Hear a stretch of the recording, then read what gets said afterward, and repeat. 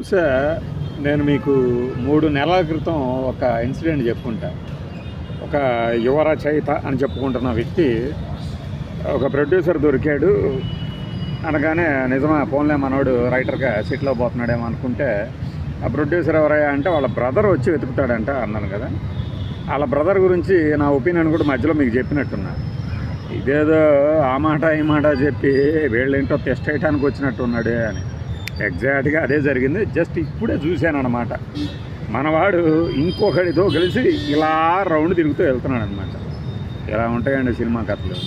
ఆ కుర్రాడు పాపం పొద్దున కూడా కనపడి సార్ అల్లరి నరేష్కి కథ చెప్పాను సార్, ఓకే అయింది సార్, ట్రై చేస్తున్నాం సార్ అంటే. ఎవరిని నమ్మించడానికి ఈ సినిమా కథలన్నీ మా మీద ప్రయోగిస్తే అవుతుంది, పోయి నిర్మాతల మీద ప్రయోగిస్తే నిజంగా ఏదైనా వర్కౌట్ అవుతుంది.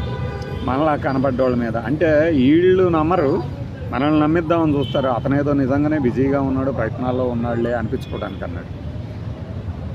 ఎవరిని నమ్మించాలనుకుంటారు? మీ టైంను వేస్ట్ చేసుకోవటం తప్పితే ఏమన్నా అర్థం ఉందా? నిజంగా ట్రై చేస్తే ఎందుకు దొరకవు? ఎక్కడో చోట ముందు అసలు వీళ్ళు ఎక్కడ కూడా అప్రెంటిస్కి కూడా జాయిన్ అవ్వడానికి ఇష్టపడరు. వీళ్ళు పెద్ద మేధావులు అనుకుంటారు. వీళ్ళు చెప్పే కథలంటే జుట్టు బీక్కం పరిగెత్తా అనిపిస్తుంది. చాలాసార్లు చెప్తే మళ్ళీ వాళ్ళని ఏదో తక్కువ చేసినట్లు అనుకోవటం కాదు, కానీ నిజంగా మీకంటూ ఒక ఛాన్స్ వస్తే ఆ కథలు కనుక వింటే మీకు అర్థమవుతుంది ఎందుకు ఇలా చెప్తున్నానని. కథలు ఎక్కడా లేవా అంటే ఉన్నాయి. మనం ఏది ఎంచుకుంటాం అనేదే ఉంటుంది. మనవాడికి ఆ లైన్ దొరకాలని నేనైతే నిజంగా ప్రార్థిస్తున్నాను. అతగాడి తిప్పాలు చూస్తుంటే వాళ్ళ